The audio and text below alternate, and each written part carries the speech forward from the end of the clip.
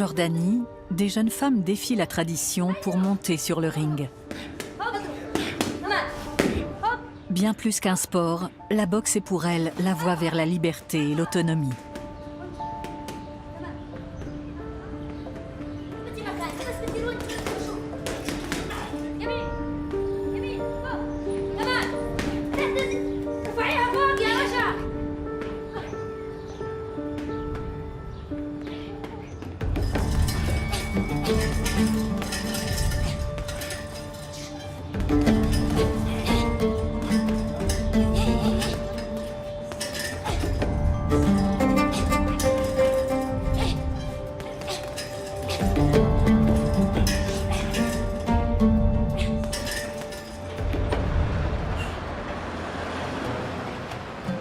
Al-Jiza est située au sud d'Amman, la capitale jordanienne.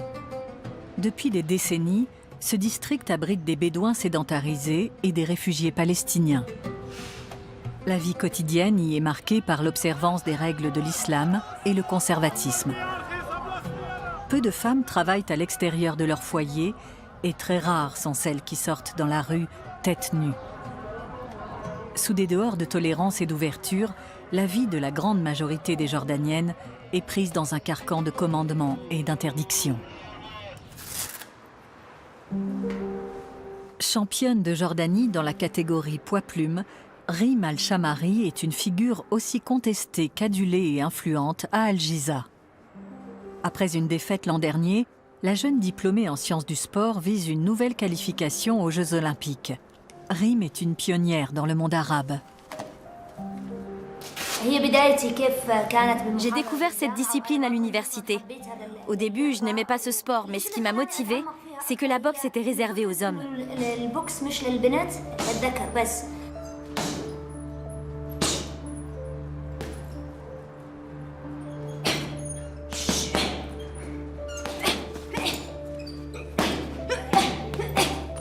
Ça a commencé comme un défi, mais c'est vite devenu un enjeu. Je voulais savoir pourquoi le fait d'être une femme m'empêchait de faire de la boxe.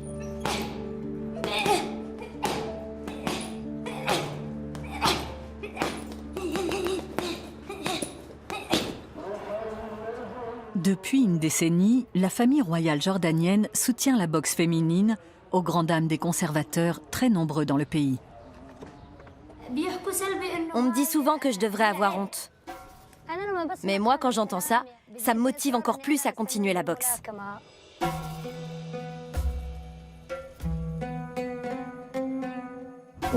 Non, j'aime pas porter le voile. Il m'étouffe.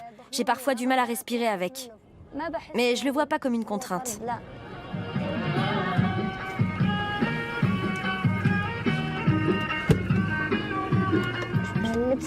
Quand on porte le niqab qui ne découvre que les yeux, ça éveille la curiosité des hommes. Ils veulent savoir à quel visage appartient ce beau regard. Chez certaines femmes, le niqab met la forme et la beauté des yeux particulièrement en valeur. Les bédouines ne portent pas le voile par obligation religieuse. Dans le désert, ils protègent le visage du vent, des rayons du soleil et des fortes chaleurs.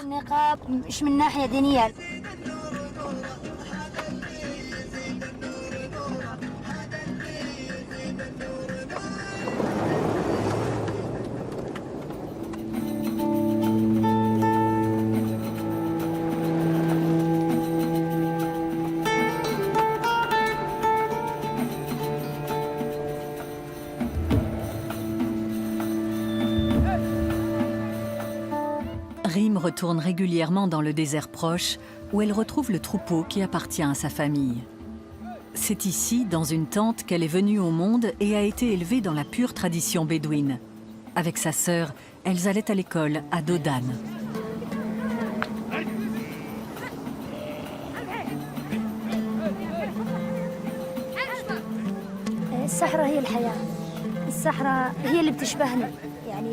Le désert, c'est la vie. Le désert me ressemble. C'est la liberté. Il n'y a pas de contraintes ni de limites dans l'espace. Ce que j'aime le plus dans le désert, c'est qu'on y découvre toujours de nouveaux endroits. Le soir, en rentrant du travail, on allume un petit feu et on se retrouve autour.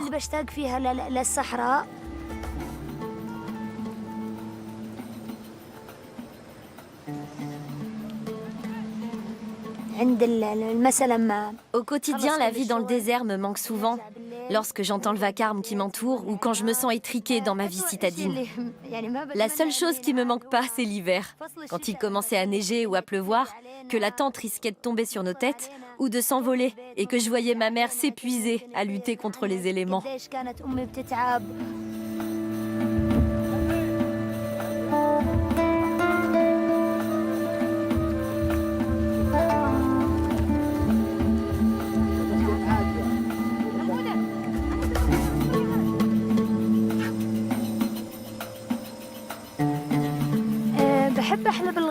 J'aime traire les bêtes, depuis toute petite.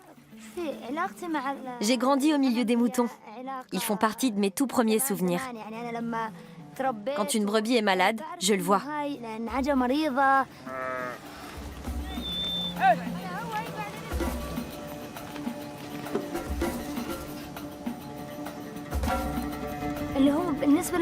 L'un des problèmes que rencontrent les Bédouins dans le désert actuellement est qu'ils sont marginalisés, notamment dans les domaines de l'éducation et de la condition des femmes. Elles ont une liberté de mouvement très limitée. C'est le cas de Alina et Mounira Oueitat.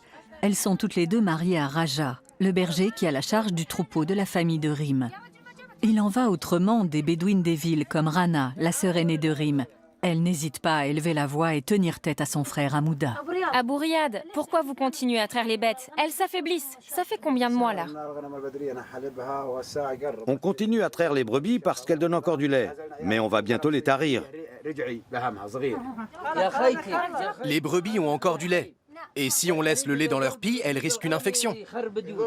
Mais ça fait combien de temps que tu les traites? Depuis le 20 février. Fais le calcul. Du 20 février au 20 septembre. Ça fait 7 mois.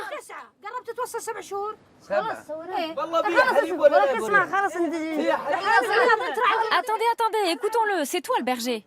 Je pense que Hamouda a raison. Comment ça? Les brebis peuvent encore donner du lait. Et du bon lait. Et puis on a sevré nos agneaux il y a à peine une semaine. Avec le lait, on a fait du beurre et du yaourt fermenté.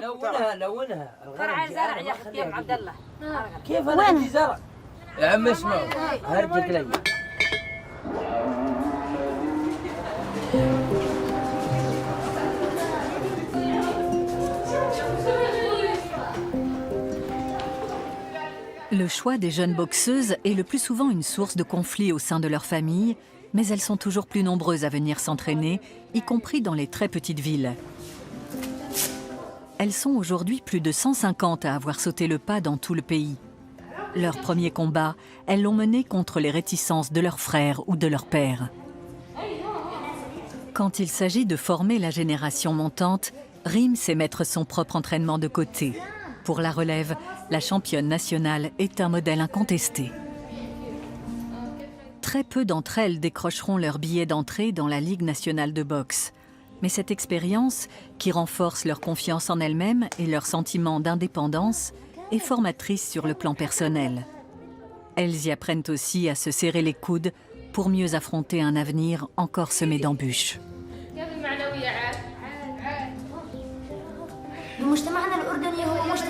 La société jordanienne est une société patriarcale. La femme doit donc être forte, physiquement et mentalement. Les filles, rotation des épaules. Comme à la piscine, Racha. Rotation des bras, Racha. Si elle est victime de violences conjugales ou intrafamiliales, elle sera capable de se défendre. Le mécontentement qui monte sous le voile des femmes les expose à encore plus de violences domestiques. Mais la plupart du temps, ces faits n'arrivent pas jusqu'au tribunal.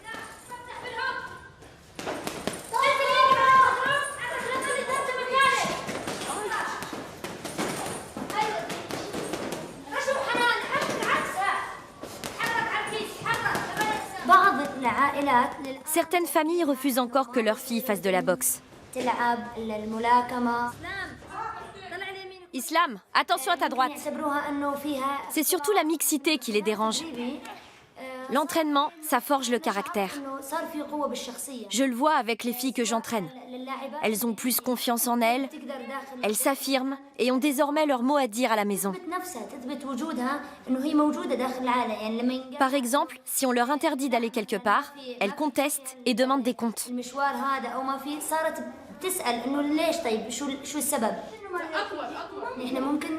La boxe les rend fortes.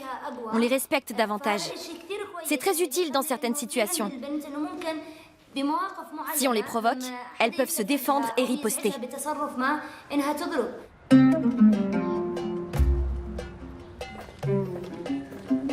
Rim a 31 ans, un âge où les femmes célibataires comme elle font figure d'exception dans la société jordanienne.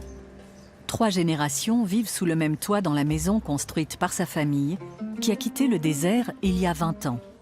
Rim partage le lot de beaucoup d'autres femmes de sa génération, tiraillées entre tradition et modernité. Je suis croyante, mais j'ai pas toujours porté le voile. J'en voyais pas l'utilité et je craignais qu'il limite mes mouvements.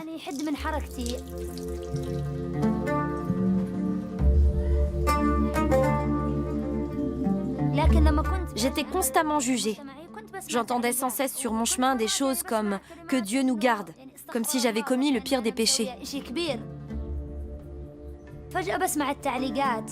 On faisait des commentaires sur mes cheveux, sur tous les hommes. Jusqu'au moment où j'en ai eu assez de toutes ces critiques, où j'ai décidé de ne plus y prêter attention. Et puis, le voile s'est peu à peu imposé à moi.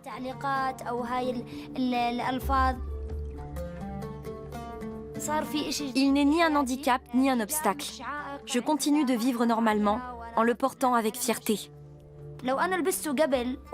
Si je l'avais adopté avant, que ce soit sous la pression de la société ou sous le poids des traditions, j'aurais pas été en accord avec moi-même. Certaines personnes interprètent mal les préceptes de ma religion, l'islam, et n'y voient que de l'obscurantisme. Il est vrai que ça existe, malheureusement. Les exemples ne manquent pas. Les filles sont sans cesse rappelées à l'ordre. On leur dit que c'est haram, interdit par la religion.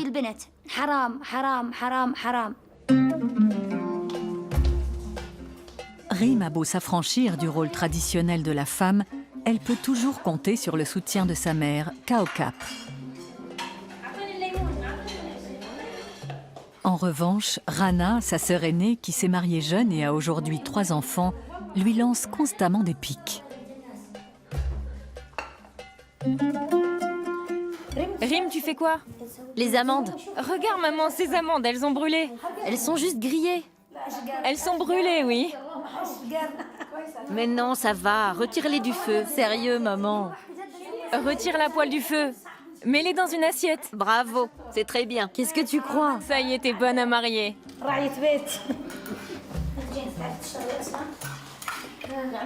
Tu lui feras quoi à manger à ton mari? Ils se feront livrer. S'il te dit « qu'est-ce qu'on mange ?» tu fais quoi? Tu lui mets une droite au visage? Parce que toi, tu sais cuisiner, Rana?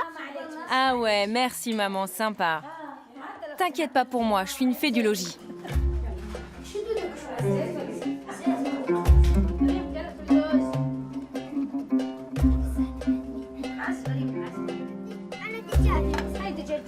La famille s'est enrichie en élevant des moutons.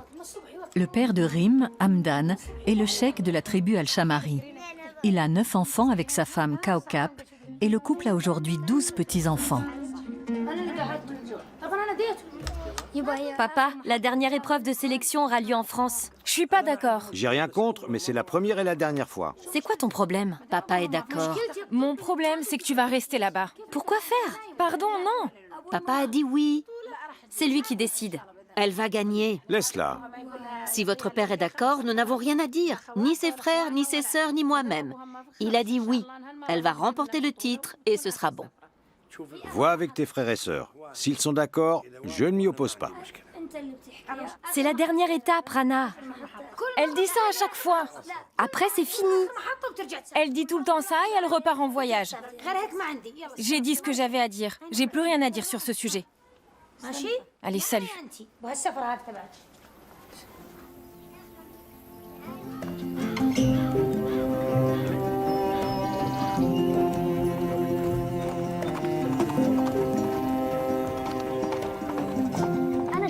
Personnellement, j'ai un caractère bien trempé et beaucoup d'indépendance.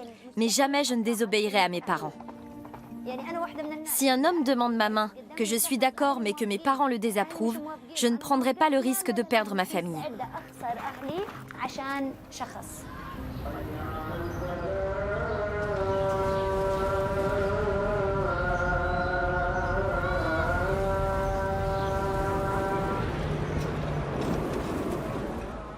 Dès la nuit tombée, les hommes prennent possession des rues d'Al-Giza. Les rencontres avec des femmes extérieures au cercle familial sont considérées comme une atteinte aux bonnes mœurs. Sans l'aval de leur tuteur, les femmes ne peuvent pas se marier. En outre, les sorties nocturnes sans autorisation et les relations hors mariage sont passibles d'emprisonnement. Le non-respect des règles peut aussi leur faire retirer leurs enfants. En tant que femme musulmane dans une société conservatrice, je ne pourrais pas épouser un homme trop progressiste.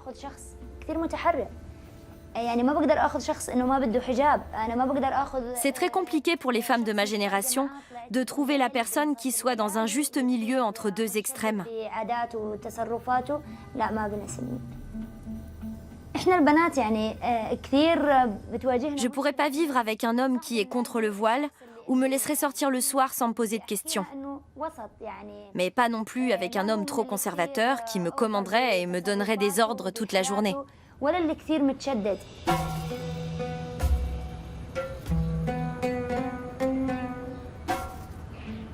Amman arbore une certaine ouverture, mais ici aussi, les oulémas se posent en gardiens de la loi islamique. Rim ne rencontre les boxeurs de l'équipe olympique que dans le cadre de l'entraînement. Si elle veut les voir en privé, il faut qu'ils soient accompagnés de leur épouse. Ces séances mixtes se tiennent 3 fois par semaine. C'est ainsi que Rim prépare sa qualification aux Jeux olympiques. Pourquoi ce serait interdit par la religion de m'entraîner avec des hommes ?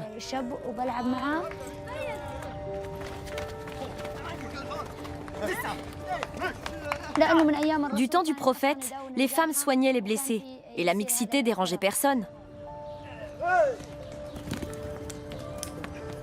Certains vont même jusqu'à interdire aux femmes de voyager sans tuteur légal.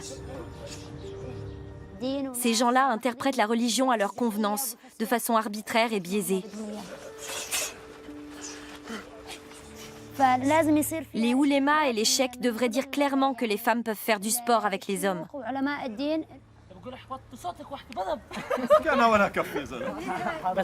Quand on sort ensemble de l'entraînement et qu'on nous voit accompagnés d'une fille, on nous demande si c'est vrai qu'elle s'entraîne avec nous. J'habite au camp de Beka. Quand mes voisins apprennent qu'une fille fait de la boxe avec moi, ils sont choqués. Pour eux, ça se fait pas. Je n'accepterai pas que mon épouse, ma fille ou ma sœur fassent de la boxe. Ma fille est une personne unique. Je ne veux pas que des hommes s'approchent trop près d'elle. Personne n'a dit que c'était interdit par la religion. Il n'est écrit nulle part dans le Coran qu'une fille n'a pas le droit de boxer. Mon frère et moi, on est champions de boxe. On entraînera notre sœur si elle le souhaite, mais elle ne fera pas de compétition. Ouais, elle en fera pas. Elle peut faire du sport, mais à la maison. Mais pas en public. Et même si je l'acceptais, mon père nous flanquerait une raclée à tous les deux.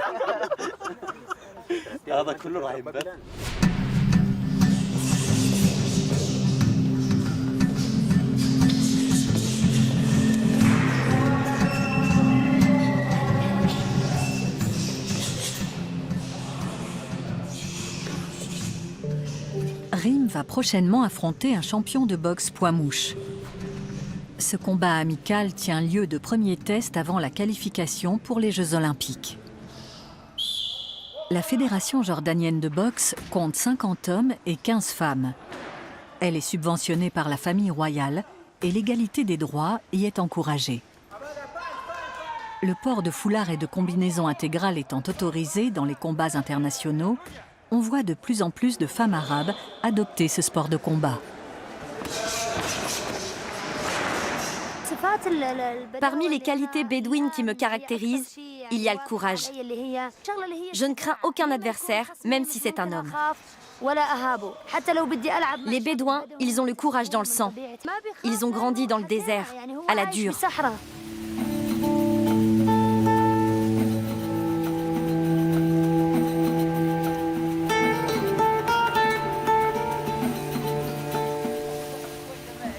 Constamment en quête de pâturage pour son troupeau, la famille de Bédouins a levé le camp pour aller s'installer un peu plus loin. Ici, la sécheresse croissante est un défi de tous les instants.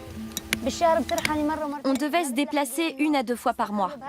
À peine installé, il fallait déjà repartir. Et c'était pas une mince affaire. Il fallait chaque fois démonter la tente pour la replanter ailleurs, rassembler les troupeaux et les déplacer.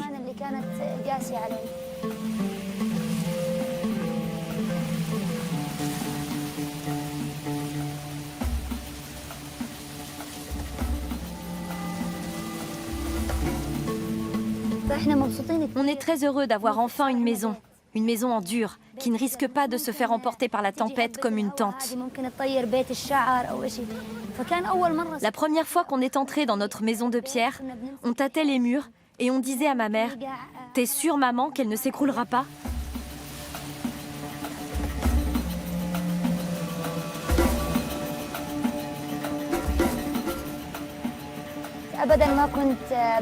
Je n'ai jamais eu honte de vivre sous une tente, bien au contraire. Je suis fière d'avoir été nomade.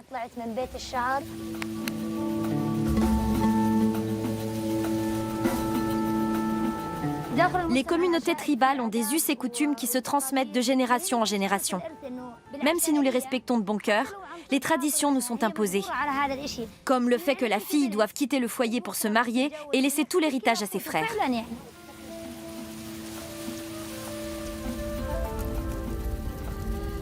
Les Bédouines ont rarement accès à l'éducation. Dans leur communauté, les femmes deviennent la propriété de leur belle famille en se mariant. Leur instruction est donc un investissement à fond perdu. Ah, le feu! Ça me rappelle quand on devait ramasser du bois pour toute la semaine. Les Bédouines du désert gardent les troupeaux tout au long de leur existence. Le nomadisme exclut toute autre occupation. La famille Oueitat doit se faire aider par sa fille aînée, Racha, 16 ans. Elle travaillait bien en classe, Racha? Elle était la première de la classe, Rim, mais son père l'a retirée de l'école. Elle peut vous aider tout en allant en cours. Son père est très dur, on ne peut pas lui tenir tête. Et pourtant, rien ne vaut le savoir.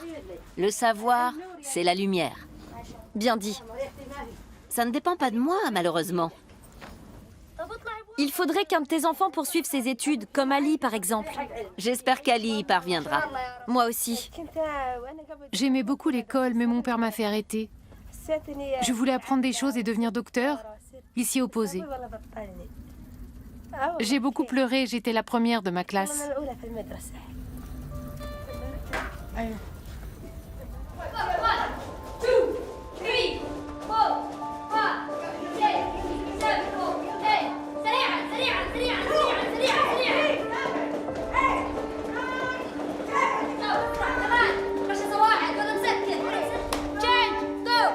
Depuis plusieurs années, Rim entraîne de jeunes athlètes dans son club de boxe.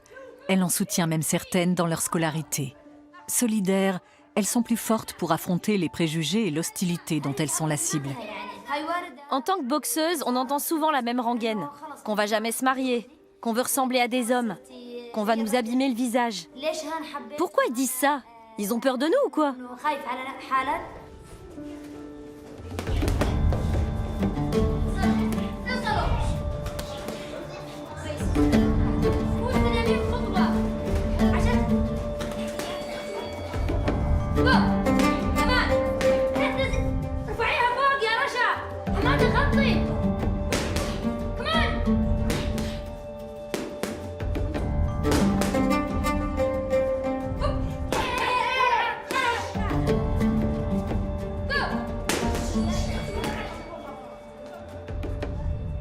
Au-delà du sport, la boxe est un refuge pour les participantes et le club un lieu où elles peuvent grandir. Le père et le frère de Lynn lui ont interdit de continuer. J'essaie d'entrer en contact avec sa famille. On avait réussi à parler à sa sœur, mais elle nous répond plus. À sa place, j'entamerais une grève de la faim. Et je verrai comment ils réagissent. Dites-moi les filles, vous trouvez ça logique qu'en plus de vos parents, frères et sœurs, quelqu'un d'autre comme un oncle ou une tante puisse se mêler de votre vie? Pour nous, oui, c'est normal. Dans la tradition bédouine, l'oncle paternel est aussi important que le père et l'oncle maternel que la mère. Bien sûr, ils se mêlent de tout. Je suis arrivée à convaincre mon père et mon frère, et eux pourront à leur tour en convaincre d'autres. La sœur aînée de mon père était contre mon inscription à la boxe. C'est parce que c'est la doyenne. Elle est plus âgée que mon frère. Oh. Pourquoi tu pleures? Dis, c'est encore un problème pour toi? Non. Alors qu'est-ce qui va pas? Regarde-moi.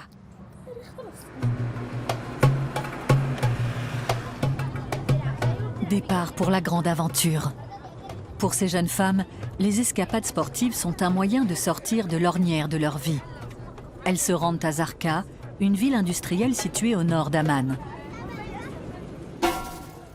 Lors de cette rencontre amicale, Rim va affronter Dania Natche, étudiante en graphisme.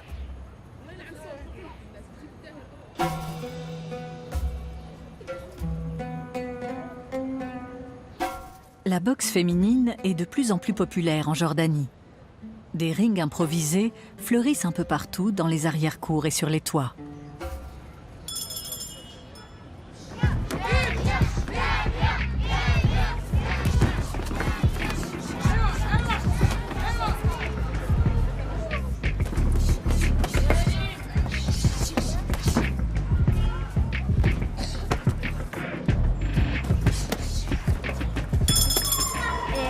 La seule chose que je dois encore travailler, c'est ma technique d'attaque. Après l'offensive, je dois pas trop m'éloigner de mon adversaire et garder une distance raisonnable pour pouvoir attaquer de nouveau.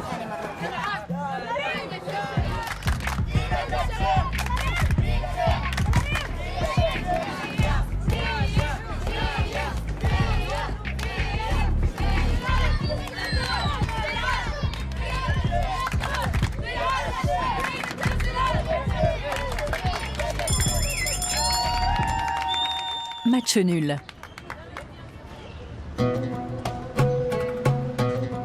Toutes les boxeuses du club de Rim viennent de Talbieh, l'ancien camp de réfugiés palestiniens qui s'est enraciné dans le cœur d'Al-Giza au fil du temps.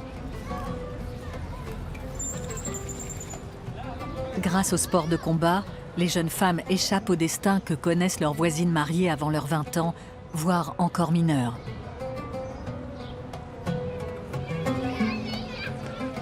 Rim est un modèle pour les jeunes filles de Talbieh.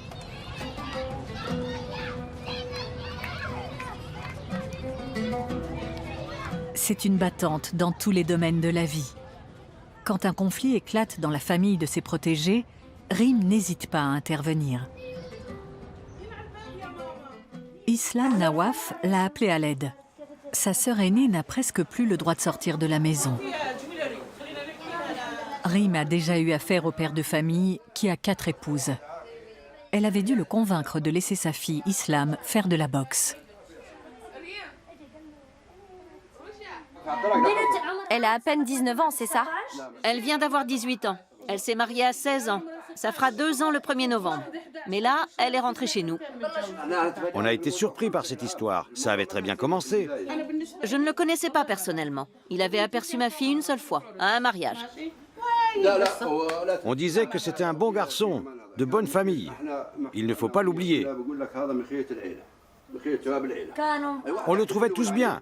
Je le connaissais pas, je l'avais jamais vu de ma vie. Tu n'as vu son vrai visage que le jour de ton mariage? J'étais pas d'accord. Je voulais passer mon bac avant de me marier.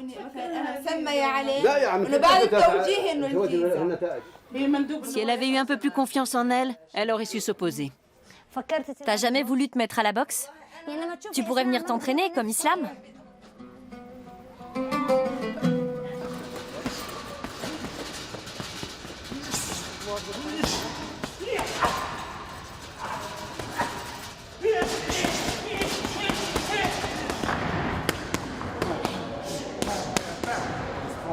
Ultime séance d'entraînement avant la rencontre avec le champion olympique.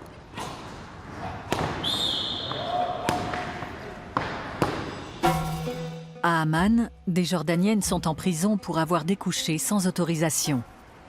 La soumission au père et au mari est inscrite dans la loi et solidement ancrée dans les mentalités. Rim vient toujours chercher conseil auprès de sa grande sœur. Racha Al-Shamari est une exception. C'est l'une des rares avocates issues de la population bédouine et elle fait partie des 15% des femmes à travailler à l'extérieur. Je trouve que le système judiciaire actuel est encore imparfait. Le législateur doit améliorer la protection des femmes. On a l'exemple de l'article 308, récemment abrogé. Il permettait d'acquitter les violeurs qui épousaient leurs victimes. Les auteurs de crimes d'honneur bénéficient encore de circonstances atténuantes. S'ils découvrent fortuitement leur sœur ou leur femme dans une situation compromettante, on considère que leur discernement a été altéré par la colère et qu'ils ne sont donc pas vraiment coupables.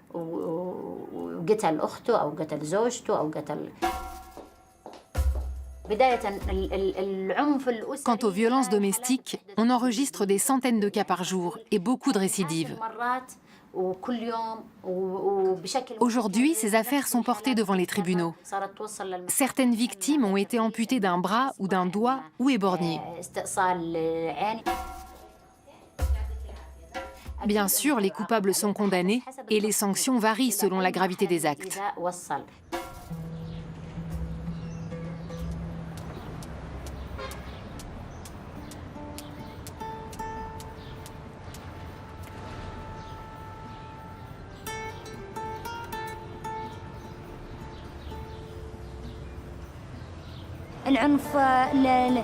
La pauvreté et le chômage aggravent encore les violences conjugales. Beaucoup d'hommes se défoulent en battant leurs femmes.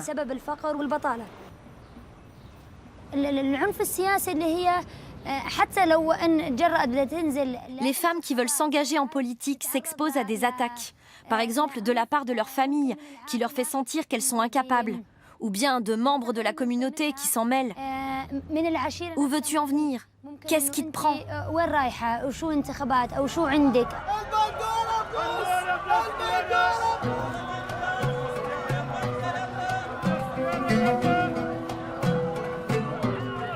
Depuis 4 ans, Rim siège au conseil municipal d'Al-Giza.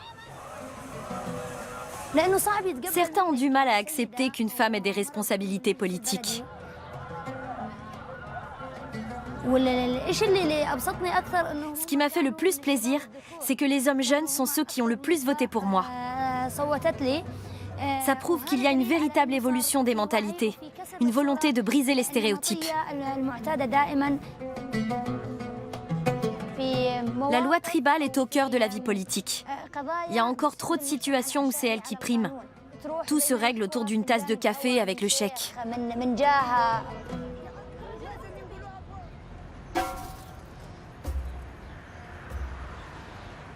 Ma mission première est d'éveiller les consciences pour un sens plus juste du droit et de l'égalité entre les hommes et les femmes dans mon pays. En tout cas, les tabous commencent à tomber. La mairie d'Al-Giza est dirigée par une femme, Lama Al-Majali. Il faut inciter les femmes à réclamer leur dû, qu'il s'agisse d'héritage ou d'autres droits. J'ai reçu une veuve qui cédait à son frère un terrain de 250 mètres carrés. Je me suis demandé pourquoi elle faisait ça. Et puis, en lisant l'acte, je me suis rendu compte qu'elle était analphabète. J'ai refusé de le signer. Son frère l'avait convaincue, par je ne sais quel moyen, de lui laisser sa part de l'héritage, en l'occurrence son petit lopin de terre.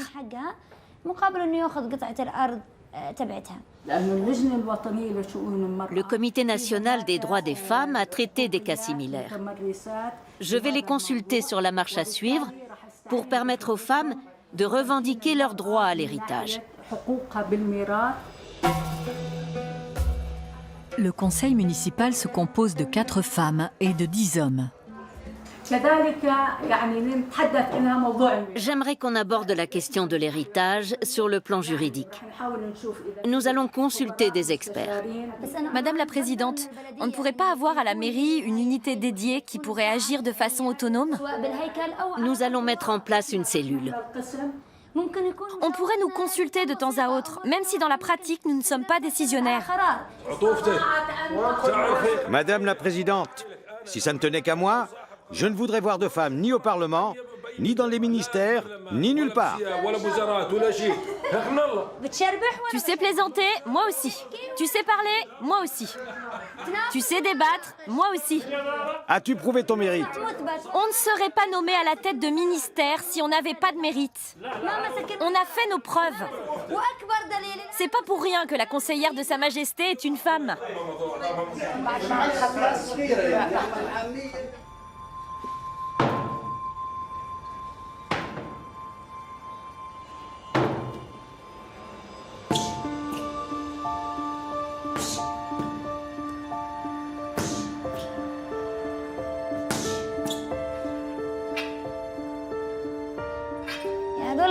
Mes 2 dernières défaites m'ont beaucoup affectée. J'étais la seule participante arabe. C'est une sacrée responsabilité et beaucoup de pression. J'ai tout misé sur la garde, mais j'étais pas assez concentrée. J'avais beaucoup d'attentes. Je suis entrée dans ce sport en connaissance de cause. Je savais que ce serait dur en tant que femme arabe et musulmane issue de la communauté bédouine.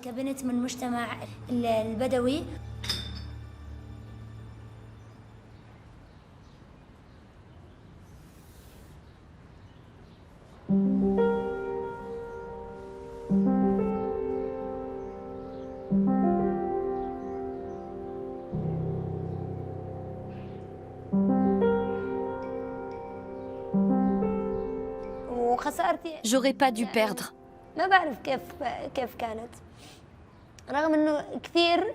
Tous les pronostics me donnaient gagnante. Jusqu'à la veille du combat, et même au moment de monter sur le ring, je partais favorite.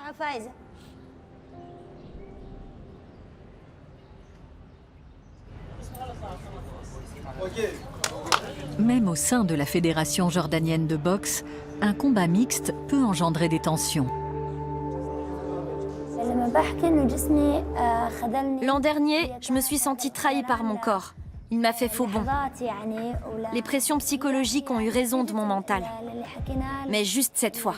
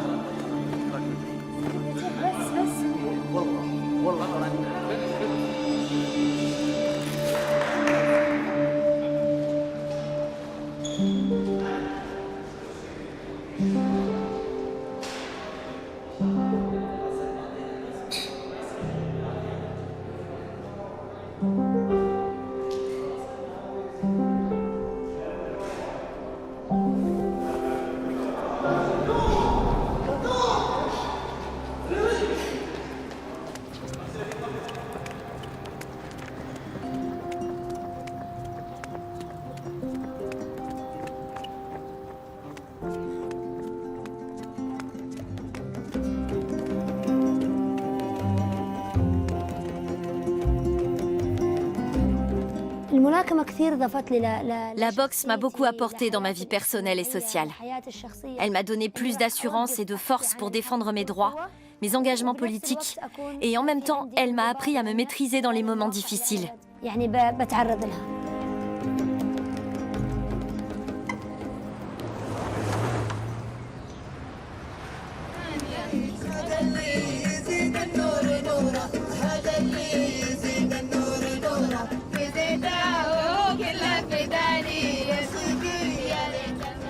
Pour Rim, la boxe représente bien plus qu'une perspective de carrière.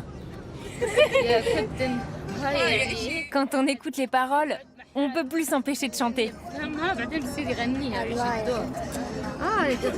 T'es allée en cours aujourd'hui? Oui, la prof est très bien. Comme toutes les femmes de Talbier, Hanan, Islam et Racha ne connaissent rien de la vie à Amman.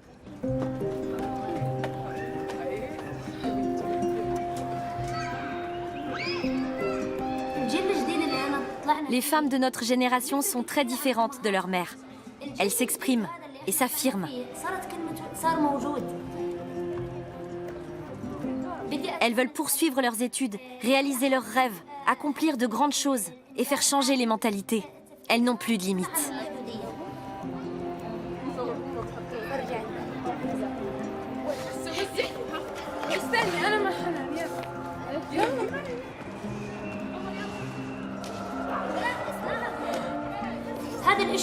En les voyant, je sais à quoi sert mon club de boxe d'Al Giza.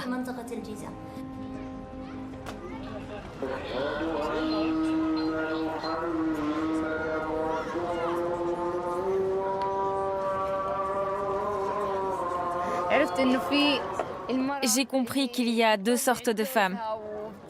Celles qui sont dévouées à leur famille et celles qui vont jusqu'au bout de leurs ambitions et se donnent une chance de réaliser leurs rêves. Elles peuvent voyager, parcourir le monde et donner un sens à leur vie. Maintenant, je peux discuter de mes sorties avec mon père. Je me rebiffe et je lui demande pourquoi il s'y oppose. J'arrive même à le faire changer d'avis. Avant, j'étais agressive. Aujourd'hui, j'arrive mieux à me contrôler et à affirmer ma personnalité. J'ai changé. À la maison, j'ai pris ma place. On m'écoute et je peux sortir. Enfin!